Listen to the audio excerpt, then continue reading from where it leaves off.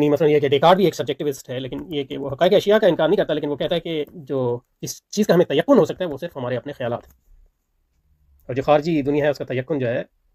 وہ ہمارے خیالات کے تابع ہے. تو اس لحاظ سے وہ سبجیکٹیوسٹ ہے، اس لحاظ سے سبجیکٹیوسٹ نہیں ہے کہ وہ معروضیت کا سرے سے انکار کرتا ہے. یا باقلے مثلا یہ ہے کہ وہ سبجیکٹیوسٹ ہے، اس میں کوئی شک نہیں ہے، لیکن باقلے کہتا ہے کہ جو حقیقت ہے وہ خیالات ہیں. اس کا مطلب ہے جو معروضی چیزیں ہم دیکھتی ہیں وہ صرف خیالات کا پرتو ہے، یا حقیقت میں خیالات ہیں جس کو ہم سمجھتے ہیں کہ وہ مادی حقائق ہے. لیکن یہ کہ باقلے جو ہے اس کا سبجیکٹیوزم بالکل معروضی بھی ان معنوں میں ہے کہ وہ کہتا ہے کہ وہ خیالات تو ہیں لیکن وہ میرے خیالات نہیں ہیں، وہ خدا کے خیالات ہیں جو خارجی دنیا ہے، اور خدا کے خیالات جو ہیں وہ ثابت ہیں. تو اس لحاظ سے وہ دنیا کی حقیقت کا انکار نہیں کرتا، لیکن یہ کہتا ہے کہ دنیا کی حقیقت مادی نہیں،